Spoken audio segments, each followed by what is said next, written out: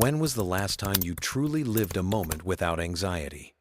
Not pretending, not smiling to hide the ache inside, but really felt light, present, and free? Most of us can't even remember. Because we've been waiting for that perfect day when the bills are paid, when the body feels better, when everyone finally understands us. And only then do we allow ourselves to be happy. But here's the quiet truth. That perfect day never comes. Life doesn't stop for us to find peace. Peace begins when we stop. When we stop chasing, stop controlling, stop trying to make everything fit our expectations. Buddha once said, "Peace comes from within. Do not seek it without. It's not in tomorrow's plans or next month's success. It's right here, in this breath, in this heartbeat, in this moment that's quietly asking you to notice it." Think about how much of life we spend inside our minds, worrying about what could go wrong, regretting what already did, replaying conversations that ended long ago. It's like living in a storm that never stops. And yet, the storm isn't outside, it's us. You might say, "But I can't help it. My mind never stops." And that's okay. The practice is not to force silence. It's to see clearly, to realize that you are not your thoughts, that each wave of worry rises and falls, and beneath it, the ocean of your being remains still. When you can sit in that stillness, even for a few seconds, you begin to remember what peace feels like. You notice the warmth of sunlight on your skin, the softness of your breath, the sound of life unfolding around you. And slowly, something shifts. You stop running. You stop fighting. You start living. Because peace isn't found when the world stops being chaotic.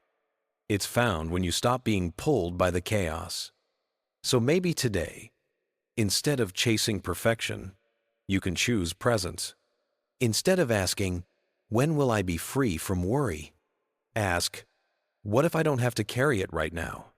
In the next few minutes, we're going to explore 10 Buddhist lessons, simple, profound truths that can help you release anxiety and rediscover the quiet joy of simply being alive. Not by escaping your life, but by meeting it, with eyes open, heart steady, and spirit at ease. Because you deserve to live, not just survive inside your thoughts. And who knows, perhaps the peace you've been searching for has been waiting for you all along, right here, in this very moment. Let's begin. 1. Impermanence. Nothing you fear lasts forever. Have you ever watched a storm rolling in? Dark clouds swallow the sky, the wind howls, and rain begins to fall so hard it feels endless. But after a while, it always stops. The sky clears. The air smells new. That's the nature of everything. And that's the first lesson of Buddhist wisdom, impermanence. Nothing, no emotion, no fear, no joy lasts forever. Everything changes. Everything moves. Just like the seasons, just like the breath that rises and falls without effort. There was once a man named Daniel. He used to wake every morning with a knot in his chest. He feared losing his job, disappointing his family, and perhaps worst of all, failing to become the person he thought he should be. Every anxious thought felt like a storm that would never end. He told himself, "If I can just fix everything, maybe I'll finally feel safe." But the more he tried to control life, the more life slipped from his grasp. One evening, exhausted and defeated, Daniel walked into a small meditation hall near his neighborhood. The monk there was sweeping the floor, moving slowly, peacefully, like time didn't exist. Daniel asked, "How can you stay so calm when the world keeps changing?" The monk smiled and said, "The world changes because it must. The leaf falls because it's time. The rain stops because it must. And fear leaves when you stop calling it home. Daniel didn't understand right away. But as he sat in silence, listening to his breath, he noticed something. Each inhale came and went. Each thought appeared and vanished. And for the first time, he realized his fear wasn't permanent. It came, it stayed, and then it passed. Just like every emotion you've ever felt. Think about it. The pain that once felt unbearable, the heartbreak that once seemed to break you, the worry that once stole your sleep. Where are they now? They passed. You survived. You changed. That's the quiet power of impermanence. It's not here to make you sad. It's here to set you free. Because when you truly understand impermanence, you stop clinging. You stop fighting to keep what's fading. You stop running from what's uncertain. You begin to trust the flow of life. Buddha taught, all conditioned things are impermanent. When one sees this with wisdom, one turns away from suffering. It means, once you see that everything changes, you stop expecting things to stay the same. And in that moment, you begin to breathe again. Daniel began to live by that truth. When fear came, he didn't push it away. He'd say softly, "Ah, here you are again." And he'd breathe. He learned that fear was just a visitor, not an enemy. Sometimes the visitor stayed for an hour, sometimes a week. But eventually, it left. The next time you feel anxious or afraid, try this. Don't fight the feeling. Watch it. Name it gently. Say, "This too will pass," because it will. Every emotion, every situation, every chapter of your life is temporary. Imagine your worries as clouds drifting across the sky. You are not the cloud. You are the sky. Vast, still, unshaken. The storm may rage, but it cannot last forever. And beneath it, the sky remains untouched. That's who you really are. When we hold on to this understanding, life softens. We stop demanding that happiness must stay. We stop fearing that sadness will never end. We begin to live in rhythm with the truth of nature, that everything changes, and that's okay. Sometimes the heart will ache. Sometimes joy will overflow. And both are sacred. Both are part of the dance of impermanence. The monk once told Daniel, "When you cling to joy, you suffer. When you resist pain, you suffer. But when you see both as passing clouds, you find peace in the open sky." That's what Buddhism teaches, not to escape life, but to understand it deeply, to see the beauty in the fleeting, to find stillness in the changing. So the next time fear knocks on your door, welcome it like an old friend. Offer it tea, sit with it quietly, and when it leaves, smile, because it always will. And in that silence after the storm, you might just notice peace was never gone. It was only waiting for you to stop chasing certainty and start trusting the flow of life. 2. Acceptance. Not giving up, but allowing yourself to breathe. There's a story about a woman named Emily. For years, she fought with life itself. When things didn't go her way, she'd tighten up inside. When people disappointed her, she'd replay every word over and over, trying to make sense of it. She was exhausted not because life was cruel, but because she couldn't stop resisting it. One day, she sat by the river near her home. The water was moving fast, curling around the rocks. Emily threw in a leaf and watched it spin wildly before being carried away downstream. Then she thought, "That's me. I'm that leaf, fighting the current." She whispered to herself, "I'm so tired of fighting. And in that moment, something softened. She didn't give up. She simply stopped resisting. And for the first time in a long time, she took a deep breath. That breath was the beginning of acceptance. In Buddhism, acceptance doesn't mean surrendering to misery. It means stopping the war within yourself. It means seeing things as they are, without judgment, without trying to rewrite them.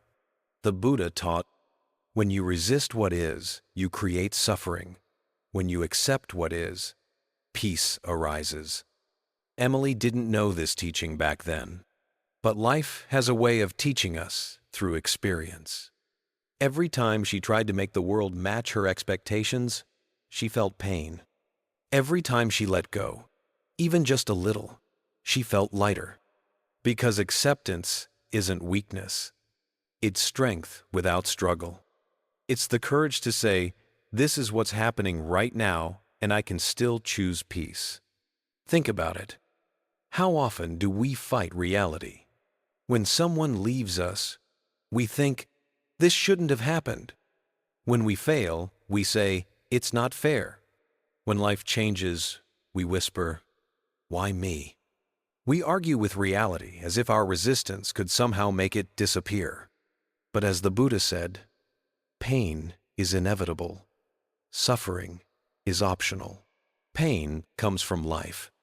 Suffering comes from our refusal to accept life as it is. Emily began to notice this truth in small, ordinary moments. When she spilled her coffee in the morning instead of cursing herself, she smiled. When traffic was slow, she turned off the radio and watched the clouds. When someone spoke harshly, she took a breath and said silently, may you be free from your own pain. Acceptance didn't change her circumstances overnight, but it changed her relationship with them. And that changed everything. There's a gentle beauty in allowing life to be imperfect. When you stop trying to force things to fit your expectations, you start to see them for what they truly are. And in that clarity, peace appears. It's like trying to hold water in your hands. The tighter you squeeze, the more it slips away. But when you open your palms, it stays. That's what acceptance does. It opens the hands of your heart. It lets peace stay. One evening, Emily returned to the river. She sat again by the same rock, this time watching the current without judgment. The river didn't stop for anyone. It flowed around obstacles, over them, through them, and she realized, that's how I want to live. Not fighting every stone in my path, not demanding the current to slow down, but learning to move with it. She closed her eyes and whispered, I accept this moment just as it is. And in that stillness, the war inside her ended. Not because life became easier, but because she stopped demanding that it be different. Acceptance isn't about saying, I like this. It's about saying, even this I can face. It's about finding the courage to breathe inside discomfort, to let yourself feel what's real, without trying to fix it right away. Because sometimes, peace doesn't come from changing your life. It comes from changing the way you see your life. When we resist reality, our hearts become hard. When we accept it, our hearts open. And that opening becomes the space where healing begins. The Buddha once said, to understand everything is to forgive everything. And forgiveness starts with acceptance of ourselves, of others, of the moment as it is. So maybe right now, there's something in your life that feels heavy, something you can't control, a situation that keeps replaying in your mind. Instead of tightening your chest again, take a breath. Let your shoulders drop and whisper to yourself, it's okay to let this be what it is. Because that's what acceptance truly is. Not giving up, but giving yourself permission to breathe again. The moment you stop fighting reality, you create space for peace to enter. And in that quiet space, you'll realize that life has always been flowing in your favor. You just needed to stop pushing against it long enough to see it. 3. Let go of control. The weight that was never yours to carry. There was a man named Michael. He was the kind of person who planned everything, every hour, every detail, every outcome. He needed life to go exactly the way he imagined. If it didn't, he'd feel anxious, restless, even angry. He thought control was safety, that if he could just think hard enough, prepare enough, worry enough, he could keep everything from falling apart. But one day, it did. A business deal he'd spent years building suddenly collapsed. And no matter how many late nights he worked, or how many backup plans he made, he couldn't fix it. That's when he realized control was an illusion. And the more he tried to hold on, the heavier life became. We all do this, don't we? We hold on to the steering wheel of life so tightly that our knuckles turn white. We tell ourselves, if I just do everything right, nothing bad will happen. But life doesn't work like that. No amount of planning can stop the rain. No amount of worrying can make someone love us. And no amount of control can guarantee peace. The Buddha once said, "Act with a pure mind, but let go of the fruits of your action." It means do your best, but don't try to own the outcome. Because the truth is, the results were never yours to control in the first place. Michael struggled with that teaching. He'd always believed that letting go meant giving up. But he was wrong. One evening, he sat in meditation, frustrated and tense. His teacher noticed and said gently, "Michael, imagine you're holding a rope tied to a heavy boulder. You pull with all your strength, trying to move it, but it doesn't budge. You keep pulling, your hands start to bleed, but still, it won't move. Tell me, when does the pain stop?" Michael thought for a while. "When I stop pulling," he said quietly. The teacher smiled. "Yes, when you stop pulling." That night, those words echoed in his mind. He realized the rope was his desire to control, to make life match his expectations. And the boulder? Reality itself. It was never meant to be dragged by his will. Control feels comforting, but it's really a form of fear. We control because we don't trust. We don't trust others, don't trust the world, and, most of all, we don't trust life itself. We think, if I don't hold everything together, it will all fall apart. But in truth, it's our holding that makes us fall apart. Buddhism teaches that freedom comes not from control, but from surrender, from trusting that life has its own rhythm. The rain falls when it must. The flower blooms when it's ready. The heart heals when it's time. Our job is to show up with awareness, to do what we can with love and integrity, and then to release what's beyond us. Michael began practicing this. When things didn't go his way, he'd take a breath and say quietly, "I've done my part, the rest isn't mine." At first, it felt unnatural. His mind screamed for certainty. But slowly, something changed. He started noticing how much lighter he felt when he didn't need everything to be perfect. He began to sleep better. His conversations became softer. He even smiled more. Not because everything was fixed, but because he stopped trying to fix everything. He learned what the Buddha meant when he said, "Peace comes when we stop expecting." There's a story in the old Buddhist texts. A monk once carried a heavy pot of water up a mountain every day. He worried constantly about spilling it. One day, he stumbled, and the pot shattered. The monk froze in shock, then realized the sky didn't fall. The earth didn't open. He was free. The pot was gone, but so was the fear. The teacher watching him said, "You see, the weight was never in the pot. It was in your mind." That's the essence of letting go of control. The weight we carry isn't life itself, but our endless attempt to manage it. So, What if today you stop trying to make everything go your way?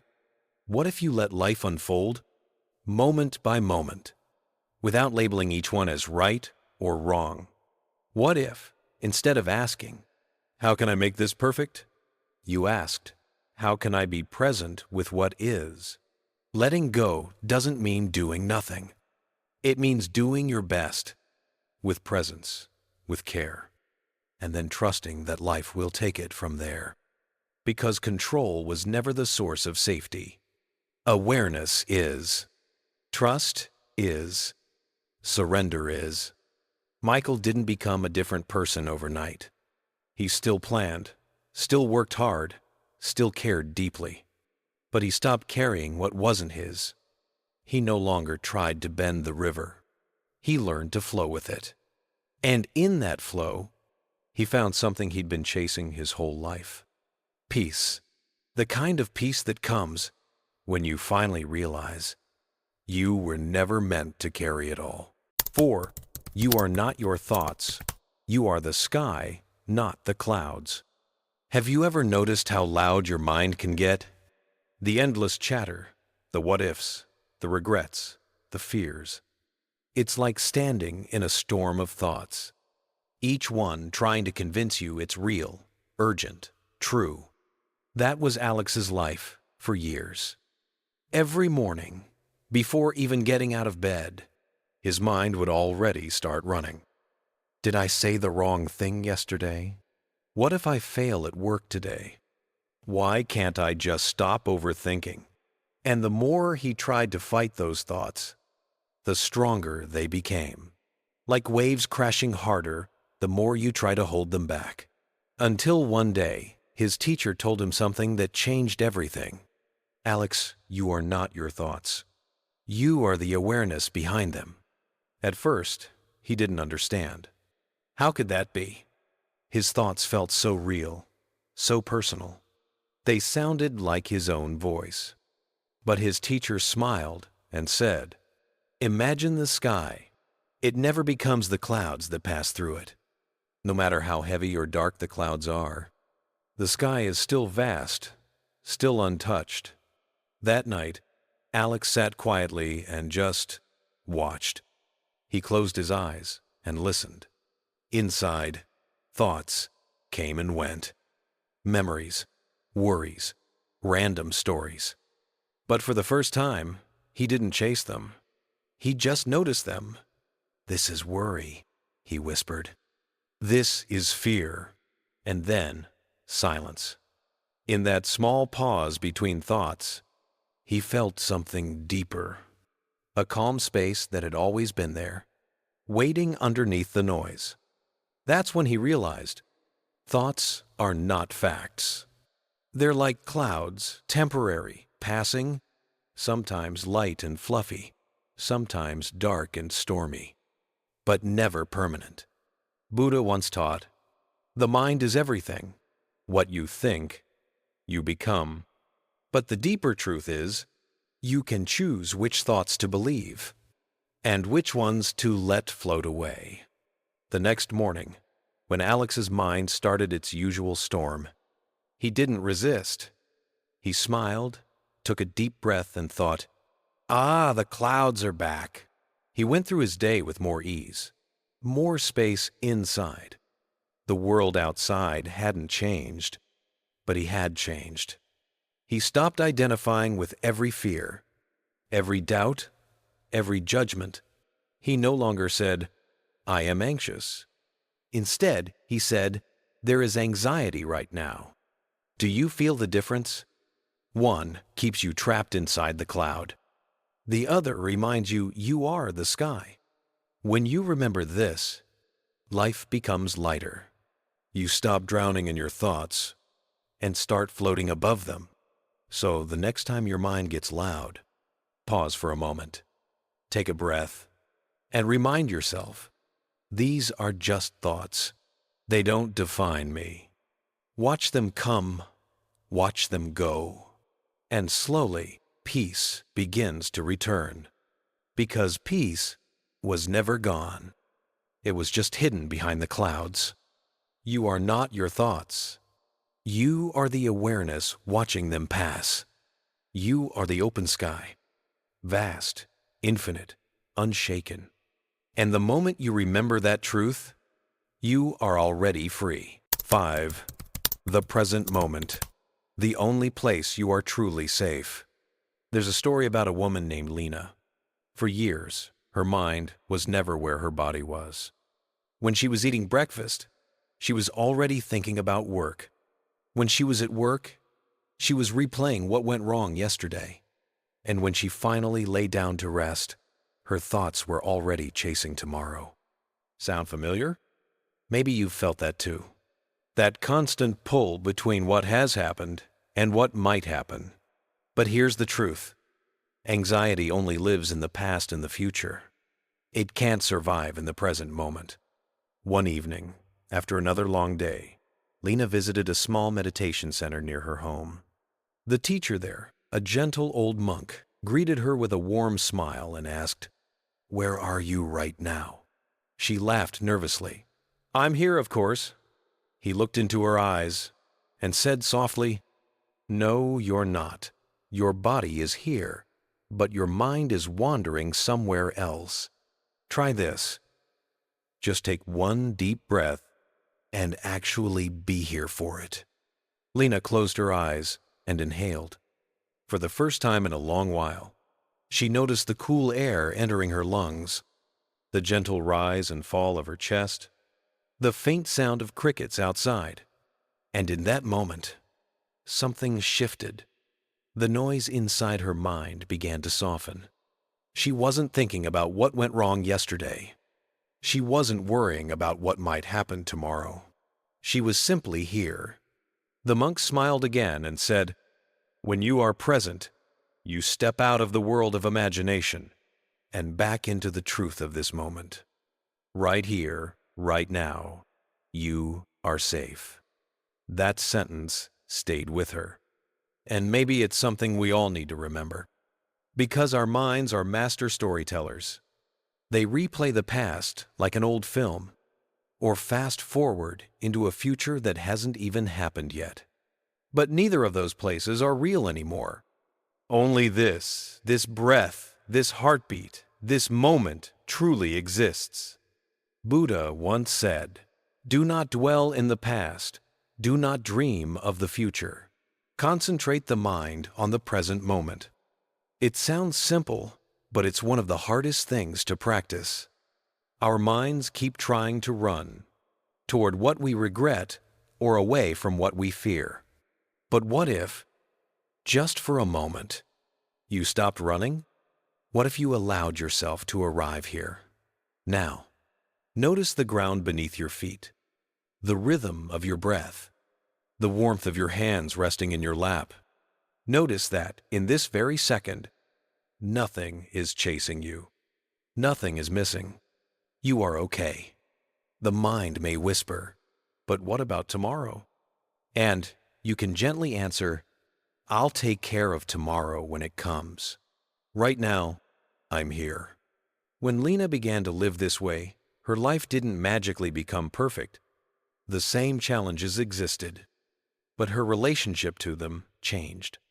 She met each moment with awareness instead of fear. She breathed before reacting. She paused before speaking. And little by little, peace found its way back to her. You see, peace has never been far. It's not something you need to chase or earn. It's always been waiting, in this quiet, present moment. So the next time you feel lost in worry, take one conscious breath. Feel the air entering your lungs. Feel your feet touching the ground. And remember, this is the only place you are truly safe. This is where life actually happens. This is where peace lives. Because in the end, the past is gone. The future hasn't come. And the present moment is all we ever have. 6. Speak kindly to your inner voice. The gentle art of self-compassion. There's a small voice that lives inside all of us. You know the one I'm talking about. The voice that whispers, "You're not enough. You should have done better. Or, what if everything falls apart? For years, that voice ruled Evelyn's life. She was a kind woman, always caring for others. But when it came to herself, she was her own harshest critic. Every mistake became proof that she wasn't worthy. Every worry became a storm she couldn't silence. And no matter how hard she tried to think positive, that voice always found a way back. Until one morning, after another sleepless night, she sat on her porch, watching the sun rise, and whispered out loud, "I'm so tired of fighting with my own mind." And something inside her, something softer, answered back. It said, "Maybe you don't need to fight. Maybe you just need to listen with kindness." That was the first time Evelyn truly heard herself. Not the anxious voice, but the tender one that had been buried underneath it all. You see, that anxious voice in your head doesn't want to harm you. It's not your enemy. It's just a frightened part of you trying to keep you safe. When it tells you to worry, it's saying, "I don't want you to get hurt." When it reminds you of the past, it's trying to say, "Let's not make that mistake again." It's clumsy. It's loud, but it's not cruel. It's scared. And like any scared child, it doesn't need punishment. It needs compassion. So instead of pushing that voice away, what if you said to it, "I know you're afraid, but we're okay. We're safe, right now. Let's take a breath together. Breathe in and breathe out." Can you feel the difference already? This is what the Buddha meant when he spoke of metta loving kindness. He taught that compassion isn't only for others, but must begin within ourselves. Because the moment you speak gently to your own heart, the world around you begins to soften too. When Evelyn began practicing this, she noticed something change. The anxious voice didn't disappear overnight, but it no longer controlled her. Each time fear whispered, she would smile gently and say, "Thank you for trying to protect me, but we don't need to run anymore." And slowly, the voice became quieter. Not because she silenced it, but because it finally felt heard. Imagine that, the storm in your mind settling, not from control, but from understanding. Compassion is not weakness. It's the most powerful form of strength there is, because it transforms fear into peace, shame into understanding, and loneliness into connection. The Buddha once said, "You, yourself, as much as anybody in the entire universe, deserve your love and affection." So tonight, when you lay down to rest, and that small voice starts to worry again, don't push it away. Don't drown it out. Just place a hand over your heart and whisper, "I hear you. I know you're afraid, but we're okay now. Let's rest." Let that be your practice. Speaking kindly to yourself, again and again, until kindness becomes your inner language. Because when you learn to talk to yourself like someone you love, you begin to heal. And that, my friend, is how peace quietly returns. Not as a grand event, but as a gentle whisper inside your heart. So the next time your mind starts to spiral, remember Evelyn's story. Remember the Buddha's words. And remember this truth. The voice inside you isn't your enemy. It's just waiting for your compassion. 7. Practice joy daily. Happiness is not a reward. It's a daily practice. Picture this. It's a quiet morning. The first ray of sunlight slips through the curtains, landing softly on your face. You open your eyes, but before you even get out of bed, your mind's already running. "I have so much to do. I'm late again. I should have tried harder yesterday." We've all been there, haven't we? Always waiting for something, a promotion, a perfect relationship, the right moment to finally feel happy. But what if happiness isn't something that arrives someday? What if it's something you practice right here, in this very breath? There was once a man named Daniel. He had everything people said should make him happy: a good job, a house, a loving family. Yet each night he lay awake feeling empty. He told himself, when I finish this project, when I make more money, when life finally slows down, I'll be happy. But that day never came. Until one afternoon, during a walk, he met an old monk sitting by the river. The monk was watching leaves float downstream, smiling as if the world had no troubles. Daniel sat beside him and asked, "How can you be so calm, so happy, with nothing?" The monk looked at him and said, "I have everything because I have this moment." Those words stayed with Daniel. The monk continued, "Joy is not found in perfect circumstances. Joy is a practice like breathing, like walking. You don't wait for it, you live it." That night, Daniel tried something different. He didn't scroll through his phone before bed. He didn't think about tomorrow's meetings. Instead, he just sat, noticing his breath. He felt the warmth of the blanket, the quiet hum of the night, the rhythm of his heart. And for the first time in a long time, he whispered, "Thank you." It was such a small moment. Yet in that stillness, joy returned not as a reward, but as a gentle friend he had ignored for too long. The Buddha once said, "There is no path to happiness. Happiness is the path." That teaching means you don't have to chase joy. You cultivate it. You grow it every single day through awareness and gratitude. Maybe it's in the steam rising from your morning tea. Maybe it's in the smile of a stranger. Maybe it's just in knowing you're still here, breathing, living, learning. When we practice noticing these tiny gifts, our mind begins to shift. The weight of worry starts to loosen. The noise of not enough becomes quieter. And we realize life doesn't need to be perfect to be beautiful. So, if you're listening right now and waiting for happiness to find you someday, stop waiting. Look around you. There's joy hiding in plain sight. In the sunlight touching your skin, in the sound of rain, in the laughter you once took for granted. Start there. Let joy become your daily meditation, not a reward you earn, but a way you live. Because happiness isn't a destination you reach when everything finally falls into place. It's the gentle choice you make, again and again in this moment. Breathe in, smile softly, and remind yourself, joy is already here. 8. Trust yourself. You've survived every storm before. Take a deep breath with me.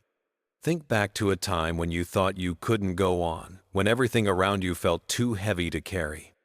Maybe it was heartbreak. Maybe it was loss. Or maybe it was one of those quiet battles no one ever saw, the kind that leaves you lying awake at 2 a.m., questioning your worth. But here you are, still breathing, still standing, still finding a way forward, even when it hurts. That's not weakness. That's proof. Proof that you've always been stronger than your fear. There was once a woman named Claire. She spent most of her life doubting herself, doubting her choices, her voice, her path. Whenever something went wrong, she would whisper, "Maybe I'm just not strong enough." One winter, after losing her job and a long-term relationship in the same month, she fell into silence. She stopped painting, stopped going out, stopped laughing.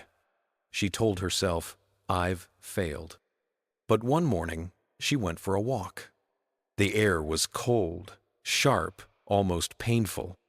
As she stood by the frozen lake, she saw a single tree, bare branches, covered in frost. It looked fragile, but beneath the ice, its roots were alive, holding firm to the earth. And something clicked inside her. The tree didn't fight the winter. It trusted the process, knowing spring would come again. That image became her lesson. The next day, she started small, making tea, journaling, painting one color at a time. And as days passed, she realized every breath she took was proof of her strength. Every scar she carried was proof she had survived storms before. Buddha once said, "You yourself, as much as anybody in the entire universe, deserve your love and affection." We often forget that, don't we? We wait for others to believe in us first. But self-trust isn't built through validation. It's built through remembering who you already are. You've faced pain and stood up again. You've been afraid and still moved forward. You've been lost, yet found your way back. That's not luck, that's resilience. Sometimes your mind will whisper, "You can't handle this." When it does, pause, take a breath, and answer back softly. "I've been here before. I've walked through worse. I can do this too." Because the truth is, fear doesn't mean you're weak, it means you're human. And self-trust isn't about being fearless, it's about walking with your fear and not letting it control the path ahead. Think about it. Every storm you thought would break you, didn't. Every dark night you thought would never end, passed. And every time you lost faith in yourself, something inside still carried you forward. That something is your strength, quiet, steady, waiting for you to see it. So today, stop asking, "Am I strong enough?" You already are. You always were. The next time you doubt yourself, remember Claire's tree by the frozen lake. It doesn't fight the season. It just trusts its roots and waits. Do the same. Trust your roots. Trust your journey. Trust that even in the coldest winter of your life, you are still growing. Because self-trust isn't built on perfection. It's built on remembering that you have survived every single thing you once thought would destroy you, and you're still here. So breathe and whisper to yourself, gently, "I've got this." 9. Gratitude in uncertainty. Finding peace when nothing feels certain. Have you ever noticed how much energy we spend trying to control what's next? We plan, we predict, we analyze every possibility just to feel safe. But life rarely follows our plans. It bends, it shifts, it surprises us in ways we never expect. And when that happens, fear creeps in. Our minds whisper, "What if this goes wrong? What if I lose everything?" We start to tighten up like a hand gripping sand, only to watch it slip away faster. But here's something most of us forget. Peace doesn't come from knowing what's ahead. It comes from trusting what's happening now. There's a story about a man named Daniel. He was the kind of person who needed every detail figured out: his job, his future, even what he'd be doing 5 years from now. When life went according to plan, he felt calm. But when it didn't, even the smallest change, an unexpected bill, a delay, a disagreement, sent his mind spinning. One year, Daniel's company downsized. He lost his position overnight. No warning, no backup plan. And for the first time, he had to face something he couldn't predict or control. At first, he fought it. He stayed up all night, rewriting resumes, refreshing job sites, replaying old conversations in his head. The uncertainty felt unbearable, like standing in a fog where every direction looked the same. But one morning, as he sat with his coffee watching the sunrise, something shifted. The light touched the edge of his cup, warm and golden. For the first time in weeks, he stopped thinking and simply looked.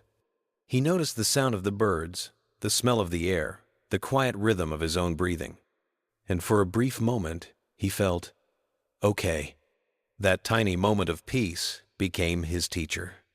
He realized that gratitude wasn't something reserved for the days when everything was perfect. It was something he could choose even now, in the middle of the unknown. So, he began to whisper to himself every morning, "Thank you for this breath, for this sunrise, for this chance to begin again, even if I don't know where it leads." and something miraculous happened. The fear didn't vanish, but it softened. The uncertainty didn't go away, but it no longer controlled him. He started to see beauty even in confusion, lessons hidden inside discomfort. Buddha once said, "Let us rise up and be thankful, for if we didn't learn a lot today, at least we learned a little. And if we didn't learn a little, at least we didn't get sick. And if we got sick, at least we didn't die. So let us all be thankful." It's easy to be grateful when the sun shines. But true gratitude, the kind that frees your heart, blooms in the middle of the storm. Because that's when gratitude becomes courage. It tells your heart, even though I don't know what's next, I can still say, thank you for this moment. And in that space of acceptance, something sacred happens. The fog doesn't disappear, but it no longer feels threatening. You realize that the unknown isn't against you. It's simply part of life's unfolding. Think about it. Every major turning point in your life probably came from uncertainty. You didn't plan it, but it shaped you. You didn't expect it, but it taught you something essential. Uncertainty, in a way, is the universe's way of inviting you to grow. So, the next time your path feels unclear, try this gentle practice. Pause. Take one slow breath and whisper, "Thank you." Not because you understand everything, but because you're still here, still learning, still alive in this vast, unpredictable mystery. Gratitude doesn't erase uncertainty, it transforms your relationship with it. It turns fear into wonder, resistance into trust, and chaos into quiet faith. So maybe the question isn't, when will life become certain? Maybe the real question is, can I be grateful even when it's not? And when you can answer yes, even softly, even shakily, that's when you begin to touch real peace. Because happiness isn't waiting for the future to make sense. It's right here, in the simple act of saying thank you, even when you don't yet know what for. 10. Flow with life. The art of moving with the current. Have you ever felt like life keeps pushing against you, no matter how hard you try? You plan, you fight, you push forward with all your strength, yet somehow everything seems to resist. It's as if the more you try to control life, the more it slips through your fingers.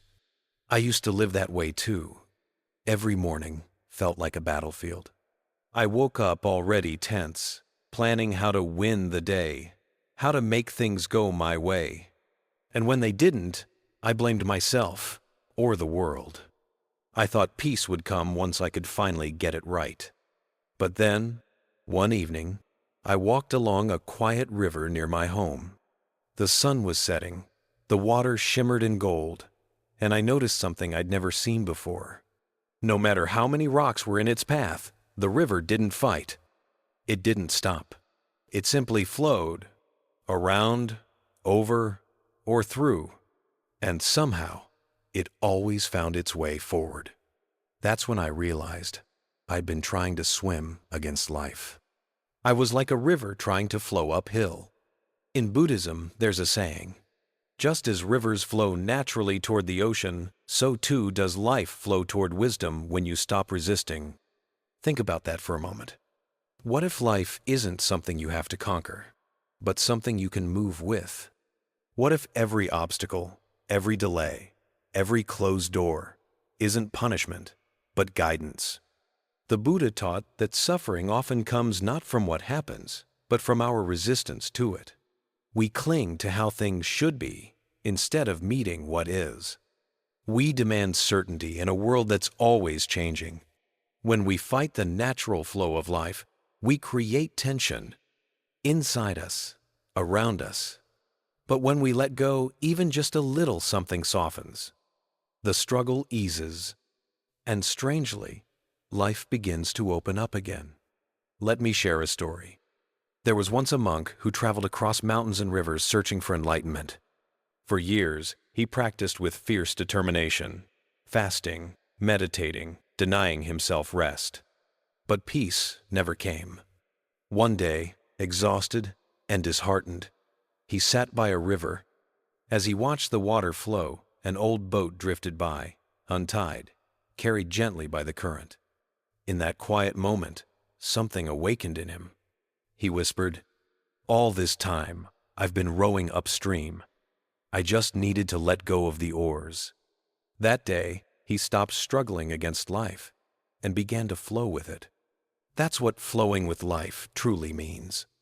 It's not about giving up or being passive. It's about trust. It's about recognizing that life has its own rhythm, its own wisdom, and you are a part of that rhythm. You see, when we resist life, we suffer twice. Once for what's happening, and again for how we wish it were different.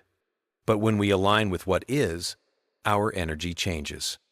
Instead of trying to bend reality to our will, we start to move gracefully within it. Imagine a leaf floating downstream. It doesn't control the current. It simply rides it, dancing over waves, swirling around stones, resting in still pools. It's at peace because it's one with the flow. Can you live like that leaf for a moment? Just breathe. Feel where life is carrying you, without the need to control it. You'll notice peace isn't something you have to chase. It's something that appears when you stop fighting. The Buddha once said, "Let go, and you will see the universe has been holding you all along." We often believe letting go means losing control. But maybe letting go is how we return to the natural order of things, how we find our rhythm again, how we stop drowning and start floating. So, when life feels heavy, when plans fall apart, when people disappoint you, when outcomes refuse to follow your script, pause, take a breath, and remember the river. Ask yourself, what if I stop fighting this? What if I flow with it instead? You'll notice something almost magical.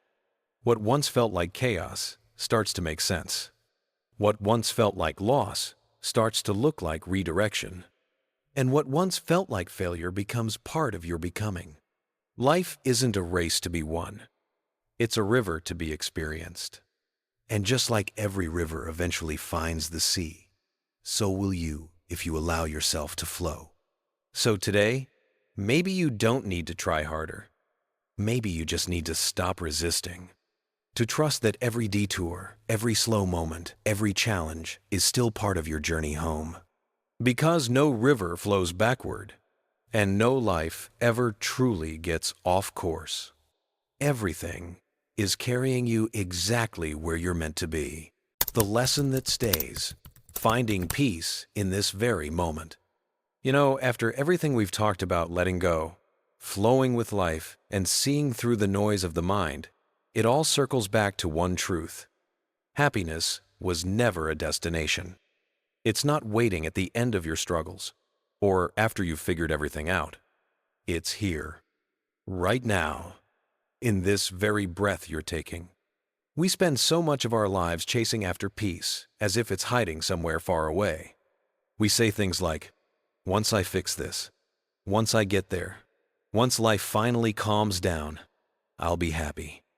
But the truth is, life never really calms down. It's always moving, shifting, changing, like the ocean tides. And the moment we stop trying to control the waves, we start to float. That's when peace finds us.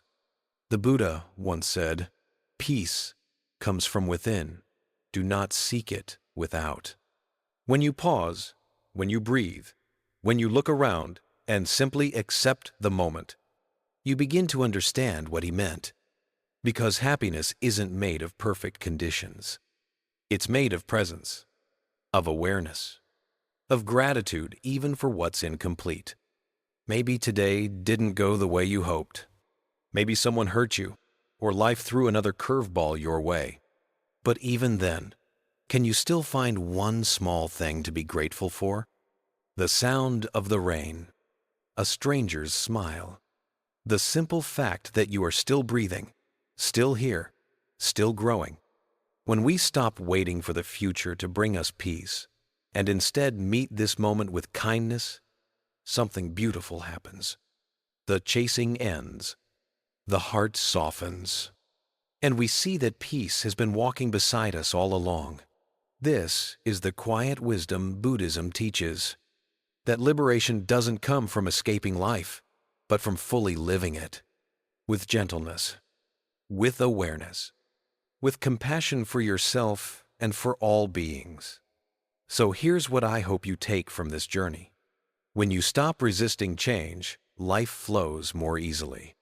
When you release control, clarity appears. When you speak to yourself with kindness, your heart opens again. And when you remember to be grateful, even for what's still imperfect, you realize that peace was never missing. You just needed to stop searching long enough to feel it. Because true happiness isn't in the future you're chasing. It's in the breath you're taking, right now. So take one deep breath, exhale slowly, and as you do, let everything you've been holding, every worry, every plan, every what if, dissolve, just for a moment. This is peace. Not tomorrow, not someday, but here, now. If this message touched your heart, take a moment to share it with someone who might need a reminder to pause and breathe today. Maybe someone you love has been running too fast, forgetting that peace is already within them. And if this video resonated with you, don't forget to like, subscribe, and join our community here at Buddha Wisdom. Every week, we share reflections to help you slow down, let go, and come home to yourself. Thank you for being here, for watching until the end, and for giving yourself this moment of stillness. May you walk gently through your days. See beauty even in the ordinary. And remember, peace isn't something you find, it's something you remember. See you in the next video, my friend. Until then, breathe, smile, and flow gently with life.